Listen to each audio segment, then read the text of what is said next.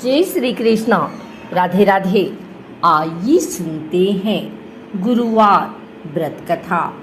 इस कथा को सुनने से मिलेगी देव बृहस्पति की कृपा। देव गुरु बृहस्पति को बुद्धि और शिक्षा का कारक माना जाता है। गुरुवार को बृहस्पति देव की पूजा करने से धन, विद्या, मान सम्मान, प्रतिष्ठा और कई अन्य मनोवांछित फल की प्राप्ति होती है। धार्मिक ग्रंथों के अनुसार गुरुवार को भगवान बृहस्पति की पूजा का विधान है। गुरुवार के दिन व्रत और कथा सुनने से घर परिवार में सुख समृद्धि बनी रहती है। आइए सुनते हैं गुरुवार व्रत कथा। देव गुरु बृहस्पति को बुद्धि और शिक्षा का कारक माना जाता है। कथा के अनुसार प्राचीन काल की बात है। किसी राज्य में एक बड़ा प्रतापी और दानी राजा राज्य करता था। वह हर गुरुवार को व्रत रखकर दीन दुखियों की मदद करके पुण्य प्राप्त करता था। परंतु ये बात उसकी रानी को अच्छी नहीं लगती थी। वह न तो व्रत करती थी और न ही दान पुण्य में विश्वास रखती थी। इतना ही नहीं, राजा को भी ऐसा करने से मना करती थी। एक समय की बात है, राजा शिकार खेलने के लिए बन गए। घर पर रानी और दासी थे। उसी समय गुरु बृहस्पति देव साधु का रूप धारण कर राजा के दरवाजे पर भिक्षा मांगने आए। साधु ने जब रानी से भिक्षा मांगी तो वह कहने लगी, हे साधु महाराज, मैं इस दान और पुण्य से तंग आ गई हूँ। आप कोई ऐसा उपाय बताएं जिससे कि सारा धन नष्ट हो जाए और मैं आराम से रह सकूं। इतना सुनकर बृहस्पति देव ने कहा, हे देवी, तुम बड़ी विचित्र हो। संतान और धन से कोई दुखी होता है? अगर अधिक धन है तो इसे शुभ कार्यों में लगाओ। कुंवारी कन्याओं का विवाह कराओ, विद्यालय और बाग बगीचे का निर्माण कराओ, जिससे तुम्हारे दोनों लोग सुधरे। परंतु साधु की इन बात से रानी को खुशी नहीं हुई। उसने कहा कि मुझे ऐसी धन की आवश्यकता नहीं है जिसे मैं दान दूं और जिसे संभालने में मेरा सारा समय नष्ट हो जाए। तब साधु ने कहा, अगर तुम्हारी ऐसी इच्छा है तो मैं जैसा तुम्हें बताता हूँ तुम वैसा ही करना। गुरुवार के दिन तुम घर को गोबर से लीपना, अपने बालों को पीली मिट्टी से धोना, राजा से हजामत बनाने को कहना, भोजन में मांस मदिरा का प्रयोग करना, कपड़े धोबी के यहाँ धुलने देना। इस प्रकार 7 बृहस्पतिवार करने से तुम्हारा समस्त धन नष्ट हो जाएगा।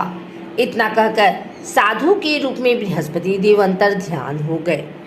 साधु के अनुसार कई बातों को पूरा करते हुए रानी को केवल 3 बृहस्पतिवार ही बीते थे कि उसकी समस्त धन संपत्ति नष्ट हो गई। भोजन के लिए राजा का परिवार तरसने लगा। तब एक दिन राजा ने रानी से बोला कि हे रानी, तुम यहीं रहो, मैं दूसरे देश को जाता हूँ, क्योंकि यहाँ पर सभी लोग मुझे जानते हैं, इसलिए मैं कोई छोटा कार्य नहीं कर सकता। ऐसा कहकर राजा दूसरे देश को चला गया। वहाँ वह जंगल से लकड़ी काट कर लाता और शहर में बेचता। इस तरह वह अपना जीवन व्यतीत करने लगा। इधर राजा के परदेश जाते ही रानी और दासी दुखी रहने लगी। एक बार जब रानी और दासी को 7 दिन तक बिना भोजन के रहना पड़ा तो रानी ने अपनी दासी से कहा, हे दासी, पास ही की नगर में मेरी बहन रहती है, वह बड़ी धनवान है, तू उसके पास जा और कुछ ले आ ताकि थोड़े बहुत गुजर बसर हो जाए। दासी रानी की बहन के पास गई। उस दिन गुरुवार का दिन था और रानी की बहन उस समय बृहस्पतिवार का व्रत की कथा सुन रही थी। दासी ने रानी की बहन को अपनी रानी का संदेश दिया, लेकिन रानी की बड़ी बहन ने कोई उत्तर नहीं दिया। जब दासी को रानी की बहन से कोई उत्तर नहीं मिला तो वह बहुत दुखी हुई और उसे क्रोध भी आया। दासी ने वापस आकर रानी को सारी बात बता दी। ये सुनकर रानी ने अपने भाग्य को कोसा।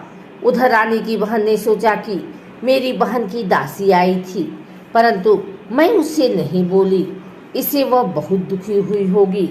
कथा सुनकर और पूजा समाप्त करके वह अपनी बहन के घर आई और कहने लगी, ही बहन, मैं बृहस्पतिवार का व्रत कर रही थी।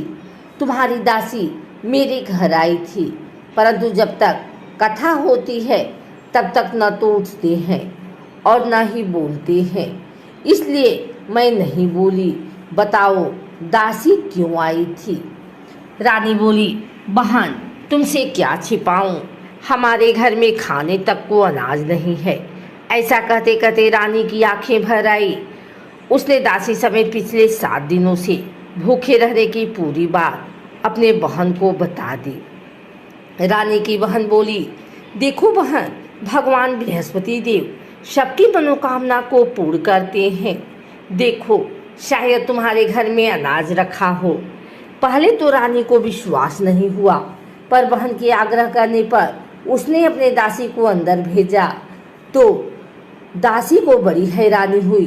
दासी रानी से कहने लगी, हे रानी, जब हमको भोजन नहीं मिलता तो हम व्रत ही तो करते हैं, इसलिए क्यों न इनसे व्रत और कथा की विधि पूछ ली जाए ताकि हम भी व्रत कर सकें।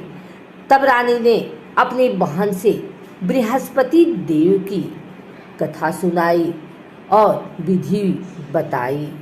बृहस्पतिवार व्रत के बारे में जब पूछा तब उसकी बहन ने बताया, बृहस्पतिवार के व्रत में चने की दाल और मुनक्का केले की जड़ में अर्पित करें तथा दीपक जलाएं, व्रत कथा सुने और पीला भोजन ही करें। इससे बृहस्पति देव और भगवान विष्णु प्रसन्न होते हैं। व्रत और पूजा की विधि बताकर रानी की बहन अपने घर को लौट गई। 7 दिन के बाद जब गुरुवार आया तो रानी और दासी ने व्रत रखा। वह घुड़साल में जाकर चना और गुड़ लेकर आई, फिर उससे केले की जड़ तथा विष्णु भगवान की पूजा की। अब पीला भोजन की चिंता को लेकर दोनों बहुत दुखी हुई। चूंकि उन्होंने व्रत रखा था, इसलिए बृहस्पति देव उनसे प्रसन्न थे। वह एक साधारण व्यक्ति के रूप में धारण कर 2 थालों में पीला भोजन दासी को दे गए। भोजन पाकर दासी प्रसन्न हुई और फिर रानी के साथ मिलकर भोजन ग्रहण किया। उसके बाद वह सभी गुरुवार को व्रत और पूजा करने लगी। बृहस्पति देव की कृपा से उनके पास फिर से धन संपत्ति आ गई, परंतु रानी फिर से पहले की तरह आलस्य करने लगी। तब दासी बोली, देखो रानी, तुम पहले भी इस प्रकार आलस्य करती थी, तुम्हें धन रखने में कष्ट होता था, इस कारण सभी धन नष्ट हो गया, और अब जब देव बृहस्पति की कृपा से धन मिला है तो तुम्हें फिर से आलस्य होने लगा है। रानी को समझाते हुए दासी कहती है कि बड़ी मुसीबतों के बाद हमने ये धन पाया है, इसलिए हमें दान पुण्य करना चाहिए, भूखों को भोजन कराना चाहिए और धन को शुभ कार्यों में खर्च करना चाहिए। इससे तुम्हारे कुल का यश बढ़ेगा, स्वर्ग की प्राप्ति होगी और पितृ प्रसन्न होंगे। दासी की बात मानकर रानी अपना धन शुभ कार्यों में खर्च करने लगी। इससे पूरी नगर में उसका यश बढ़ने लगा। बृहस्पतिवार व्रत कथा के बाद श्रद्धा के साथ आरती करनी चाहिए। इसके बाद प्रसाद बांटकर उसे ग्रहण करना चाहिए।